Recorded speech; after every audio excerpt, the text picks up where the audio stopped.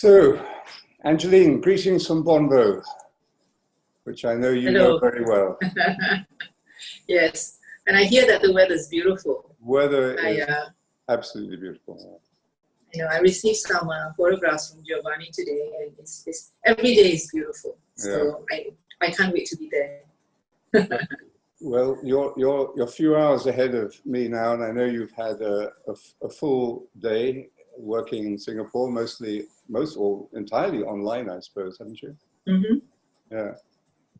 Yeah.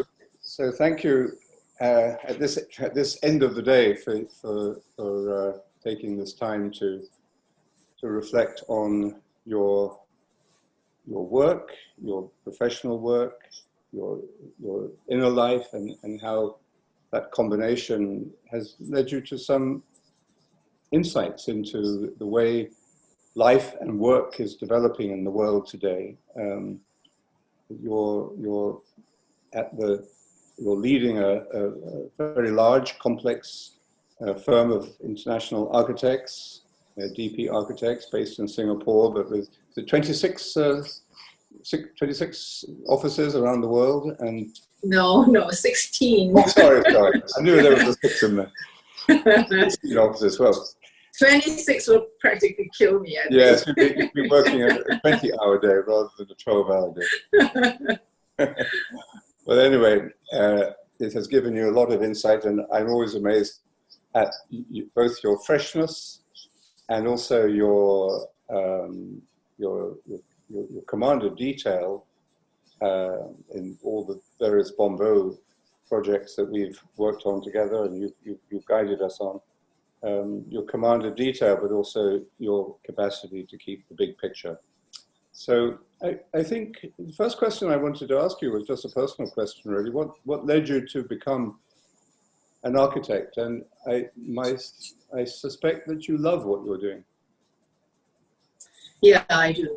I really enjoy what I'm doing. My interest in architecture and design began very early on when I was a child. I had an uncle who was a draftsman, and I remember when I was young being very fascinated by his drawing tools. You know, in the good old days, there were T-squares and pens with ink, eraser shields, stencils, all very fun stuff, fun tools. And I remember being very mesmerized by the lines that he would draw on his big drafting table. And one of the magic is how mere lines could represent everything, like from doors to a wall to room to tables, chairs, and trees. And also when I was 12 years old, I had very cool parents. They entrusted me with the renovation of our family home. I mean, imagine me barely in my teens, and they allowed me to be in charge because I was very interested, and I said, can I do it? And they gave me the responsibility of choosing the materials. I decided which room goes where, and I negotiated with the contractors, all these grown-up contractors. And I really had so much fun. And of course, I took the job very seriously because, I felt the responsibility to make our home better than it was before. And I think the childhood interest became a passion. And architecture school then became the only choice for me when I, decided to go to university. And my love for architecture has truly, deepened over the years. But architecture is a very, very tough profession. It's very demanding. It's, very long hours. But it is also very rewarding. I mean, you go through periods of intense creativity, and it's a huge adrenaline rush where, sometimes forget the time. Like maybe today, it's my 12th hour and I'm still at it, and the whole day was about design and all that. And, when you love it, you just keep going. And the profession is also a highly collaborative one. We work with creative minds. We don't do it alone. We also work with other specialist consultants, and they all help to, sharpen your ideas and sharpen your minds, which is great fun. But there are also the less fun aspects of the job, but very necessary parts of the project, like budgeting, like negotiating with clients and trying to convince them of your ideas, dealing with building authorities and safety codes. You know, we know all about that at Bonvo, you know, dealing with the PLUI. And of course, there's also chasing for fees to be paid. I mean, these are all very real parts of the jobs that are not so fun. And to me, physical buildings are really inseparable from our interactions and our experience as human beings. Knowing that you have a hand in the buildings and spaces that shapes lives and memories, it truly gives me a great sense of satisfaction. It is very gratifying, you know, to see one's idea become a reality, to walk into a finished space that had come out of an idea or a concept. I think, Father Lawrence, I think you can identify with that. You know, take the barn, for example. We worked on it together, and now that you're using it, you know, that it's really gratifying to see it all coming together, and to see how people use the space is wonderful. So when I see people using the space that I have designed or thought of, it just really goes beyond gratification. I mean, it's sheer joy. And I think you can identify, you know, with that as well. Otherwise. Well, thank you. That's a beautiful, no, it's a beautiful insight into good work. As you know, we had some sessions on meditation a couple of years ago in your Singapore head office, and out of that came my book called Good Work, which I define as work that brings out the best in you and produces benefits for others. And I think what you've just described is somebody who's found a good work. And some time ago, you also, and I loved what you just said about, as a child, discovering that wonder that lines could mean places and relationships in space. And that feels to me like a very deep symbolic imagination or intuitive awareness, really, of how knowledge works and how we make meaning in life by making connections and forming patterns.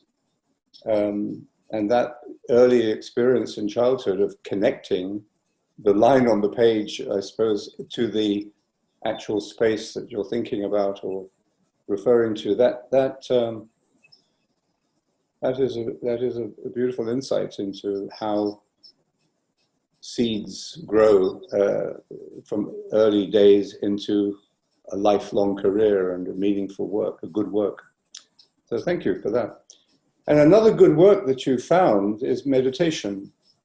Can you tell us a little bit about how you found it and what it means to you?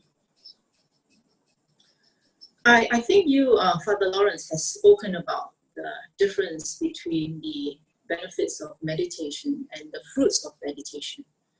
And I can say with certainty that I have, you know, truly experienced the benefits of meditation. I mean, meditation has helped me to release the daily pressure of a very demanding profession. I've described before recently that meditation opens the pressure. It's kind of like opening the pressure relief valve of my brain, you know, to release steam, you know, at the end of the day. And this is one of the most tangible benefits of meditation for me, anyway, on a daily basis. And because, you know, the pressure builds up over the course of the day, I find that the second sitting of meditation in the evening is a must and a relief for me. I find extremely useful. And meditation has also helped me to pay attention to the present, to the task at hand. It can be hard to stay focused in difficult times like now that, you know, the times that we're going through, because there will be many matters I find that require attention. And sometimes anxiety can get in the way. And I can feel the difference immediately after a meditation sitting. I can find that, you know, before meditation and after meditation, I can focus. I can literally feel that I can focus better. And I can feel that I seem not to be so emotionally attached to a problem. I seem to be able to assess a problem with more detachment, more clarity. So, I find that, if I have sometimes during the day very important things to deal with, I would like to give myself some time to meditate before I tackle the problem, or before I enter a meeting or speak to people that I know will be difficult, in managing. And like these past months, during these past months, which has been difficult, and when we're all working from home, one thing that I'm truly grateful for is, in this working from home times, is that I'm able to find small pockets of time in the day to do extra sittings of meditation. Because I'm home, I can retreat to my meditation space whenever I feel, pressure mounting, or wherever I know that, there's a difficult situation to manage. And when I need to clear my head between, numerous Zoom meetings. And so that when I approach a meeting, I can always give it my best. I give it my undivided attention to the task that is facing me, the task that I have to, manage. And I also find that meditation has not only given me more clarity, but it has helped me to accept what I can and cannot change. The decisions that I make at work on a daily basis obviously affect my company's bottom line and my colleagues' happiness. I deal with people, I deal with finances. And in the past, I have found myself agonizing over situations that are beyond my control. And sometimes I would be overcome with doubt whether I have done all that I could, whether I have done enough, whether I've given my very best. And these thoughts would circle in my mind and weigh heavily on me. And, so it's obviously not very healthy. But now I find that the silence that comes with meditation has given me the space and the perspective to see things more objectively. My thoughts, I find, are less clouded with unnecessary emotions. But as you know, I'm a novice meditator. I was only introduced to meditation in early 2016. So I really don't have it all together yet. But I have already noticed the difference, even in this short time, that what meditation makes, in my life. And obviously, God has given me many opportunities to put my practice to test. This recent financial fallout from the COVID-19 pandemic is expected, as we all know, to be the most acute and the long-lasting that the world has ever experienced in peacetime. And, the difficult thing was last month, and I did tell this, Father Lawrence, I had to tell about 1,000 plus of my colleagues in my organization that their salaries will have to be reduced. So at a time like this, when there is anxiety, not just about the economy, but about personal health and personal safety. And it was really the hardest thing that I ever had to do in my 33 years of working life, because as a CEO, I feel responsible for the livelihood of all our employees. I feel that I've always felt that we're not responsible for just that one person that works with us, but also for the 3, 4, or 5 persons in the family that rely on them. It's our responsibility is a lot more than that to that one person. But in this difficult time, I've noticed that with meditation, I was able to keep a clearer head about the things that need to be done. Sometimes I still second guess myself at times, but I'm able to shake it off quicker than before.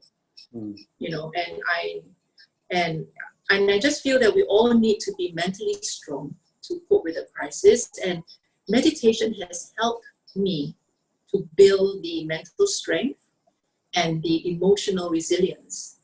And it helps me to keep my spirits up so that I can also in turn keep my colleagues' morale up as well. So yeah, it's been good. Yes. Well, thank you. Well, you say you're a novice, but 4 or 5 years. Well, maybe you have beginner's luck, because I think you have grasped or been grasped by the